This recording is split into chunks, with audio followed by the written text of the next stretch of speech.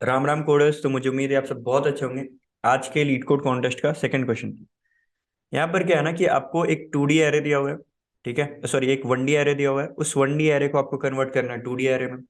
उसको कन्वर्ट करने के लिए आपके पास कुछ कंडीशन दिए हुए हैं। उस कंडीशन को आपको फॉलो करना है वाइल दैट कन्वर्जन।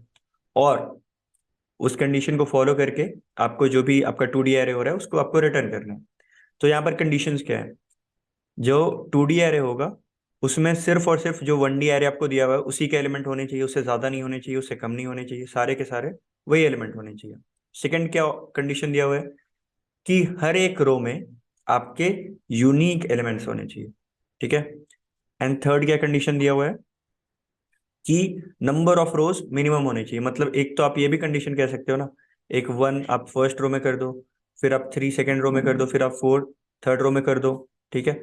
फिर आगे वाले रो में 1 कर दो। तो इस तरीके से आप कर करके एक तो ये भी एक तरीका हो जाएगा, but this is not valid. उन्होंने स्पेसिफाई किया है नंबर ऑफ रोज मिनिमम होने चाहिए। मतलब कि आपको एक रो में ज्यादा से ज्यादा डिस्टिंक्ट आपको डालने की कोशिश करना है ताकि रो जो है वो मिनिमम नंबर ऑफ हो।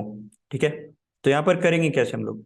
सिंपल सा है। अगर आप लोग यहाँ पर देखोगे भी, हम लोग को क्या करना होगा, बस एक चीज ये पता रखना होगा कि उस रो में अभी तक हमने कितने एलिमेंट डाले हैं। अगर ये चीज हम लोग पता रख लेते हैं तो ये काम हमारा बहुत आसान हो जाएगा। जैसे कि इसके लिए अब हम लोग अलग अलग तरीके इस्तेमाल कर सकते हैं। हम लोग सेट इस्तेमाल कर सकते हैं। सेट इस्तेमाल करना आई थिंक बेस्ट होगा, क्योंकि इससे हम लोग को क्या पता चल जाएगा कि उस रो में आपका वो एलिमेंट है या नहीं। तो एक बार ड्राई रन करते हैं। तो सबसे पहले और सबसे इंपॉर्टेंट बात क्या है कि सेट यहाँ पर एक सेट नहीं होगा, हर एक रो के लिए अलग से सेट होगा। और यहाँ पर कितने आपके रो होंगे ये भी आपको पहले से पता करना होगा, तब तो आप बोलोगे कि हाँ मेरे को इतना सेट चाहिए। तो यहाँ पर ये आपको पता करने के लिए आपको ये निकालना होगा कि जो नंबर है out of all the numbers, ठीक है, नम्स एरे में जितने भी नंबर्स हैं उसमें से हाईएस्ट फ्रीक्वेंसी वाला नंबर कितना है। इसमें हाईएस्ट फ्रीक्वेंसी वाला नंबर 1 है और उसकी फ्रीक्वेंसी क्या है? 3। तो यहाँ पर एटलीस्ट आपको 3 रो तो चाहिए, क्योंकि फर्स्ट वाले रो में एक 1 आप डाल दोगे, सेकंड वाले रो में एक 1 आप डाल दोगे, और थर्ड वाले रो में आपको एक 1 और डालना होगा।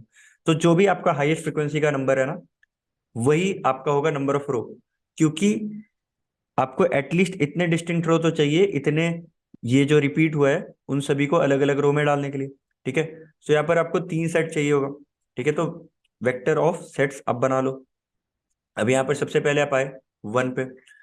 तो 1 के लिए आपने चेक किया फर्स्ट रो वाले सेट में क्या ये 1 प्रेजेंट है? इस सेट में नहीं।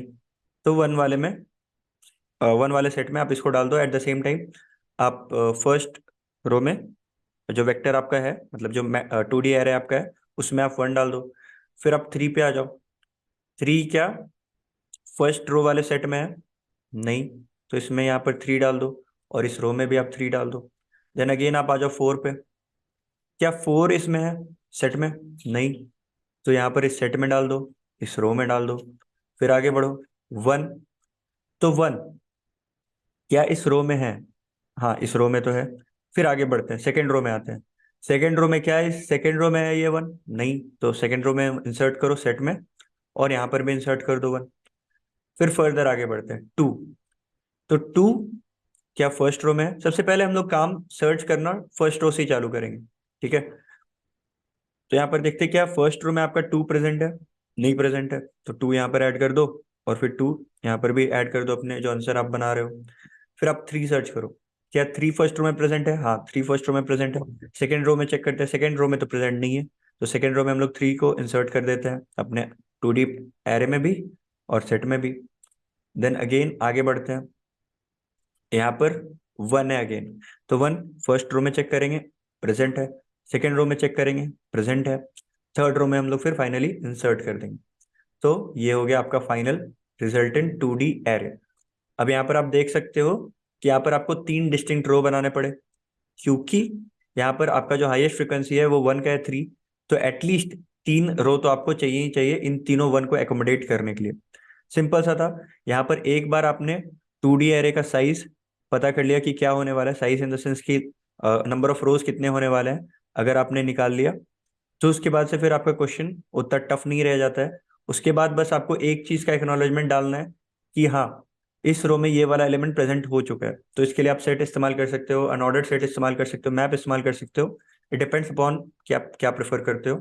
और एक चीज और है कि जो आपका नंबर वैल्यू है वो भी आपका 1 से लेके 200 तक ही होने वाला है। तो अगर आप चाहो तो जो हम लोग एरे वाला मैप इस्तेमाल कर लेते थे, वो भी आप कर सकते हो। तो 1 से लेके 200 है, तो कोई दिक्कत की बात नहीं है। तो आप वो भी कर सकते हो, डिपेंड्स कि आप कौन सा मेथड प्रेफर करते हो। तो अब कोड पे आने से पहले एक चीज मैं बता देना चाहता हूँ कि अपना जो प्रचंड फेज है वो अभी चालू है डीएसए प्लस सीपी कोर्स का। अगर आपको कॉन्टेस्ट वगैरह देने में दिक्कत होता है तो उसके लिए स्पेसिफाइड जो आपको स्किल्स का रिक्वायरमेंट है वो आपको उस फेज के अंदर में कवर हो रहा है। तो अगर आप कॉन्टेस्ट दे रहे हो, जो कि आप दे ही रहे हो, अगर आपको दिक्कत हो रही है तो please ensure to check out that. Link I button में आ रही होगी या फिर डिस्क्रिप्शन बॉक्स, एंड स्क्रीन कहीं ना कहीं तो आ ही रही होगी। ठीक है, नहीं तो फिर आप क्वेरी कर दो कमेंट सेक्शन में, will pin it out for you. ठीक है, चलिए अब आ जाते हैं कोड एक्सप्लेनेशन पे। तो यहाँ पर क्या है, सबसे पहले हम लोग को निकालना पड़ेगा कि साइज क्या होने वाला है मेरे 2D एरे का, मतलब कितने रो होने वाले हैं। तो उसके लिए हम लोग क्या करेंगे, हर एक एलिमेंट का फ्रीक्वेंसी काउंट करेंगे। जिसका भी मैक्सिमम फ्रीक्वेंसी होगा that is going to be our number of rows. ठीक है, अब हमें नंबर ऑफ रोज पता चल गया, तो उससे हम इनिशियलाइज कर देंगे एक 2D वेक्टर। ठीक है, 2D एरे, और एक 2D एरे ऑफ सेट्स। ठीक है, जहाँ पर हर एक जो एरे हो रहा था, ठीक है, वहां पर सेट होगा। ठीक है, अब फाइनली हम लोग क्या करेंगे, एरे में इटरेट करेंगे। उसके बाद हम लोग 1 से लेकर के n तक के सभी सेट में एक्सप्लोर करेंगे। ठीक है, अगर फर्स्ट सेट में प्रेजेंट नहीं है, ठीक है, तो फर्स्ट सेट में इसको डाल देंगे और फर्स्ट रो में इसको इंसर्ट कर देंगे। अगर मान लो फर्स्ट रो में प्रेजेंट है ये, तो फिर हम लोग सेकेंड रो में चेक करेंगे, फिर हम लोग थर्ड रो में चेक करेंगे। इस तरीके से जाते जाते हम लोग n-1th रो तक जाके चेक करेंगे। और ये तो गारंटी है कि 1 से लेकर n-1 में कोई ना कोई तो इसको खाली मिल ही जाएगा जहां पर ये प्रेजेंट नहीं होगा। और जहां पर ये प्रेजेंट नहीं होगा, सबसे पहले हम लोग उसको अपने 2D एरे में इंसर्ट कर लेंगे, देन हम लोग अपने सेट में इंसर्ट कर लेंगे। और एक बार हमने इंसर्ट कर लिया, फिर वहां से ब्रेक कर जाना काफी इंपॉर्टेंट है। अगर आप ब्रेक नहीं करोगे तो फिर ये कंटिन्यूअसली फिर नेक्स्ट रो में, फिर नेक्स्ट रो में, फिर नेक्स्ट रो में चेक करते जाएगा। पर एक बार आपने स्टोर कर लिया, फिर वहां पर से आपको रुक जाना है, नेक्स्ट के लिए आपको चेक नहीं करना है। ठीक है, तो फिर फाइनली आपका जो आंसर हो जाएगा उसको आप स्टोर कर लेना, and you can return it from here. So that's it, मुझे उम्मीद है आपको समझ में आ गया होगा। अगर इसके बाद भी कोई डाउट है तो आप कमेंट सेक्शन पे आ सकते हैं, या फिर आप जोड़ सकते हैं हमारे सोशल मीडिया पेजेस कैंडल से, जिसका लिंक डिस्क्रिप्शन बॉक्स में दिया हुआ है। That's it for now, thank you.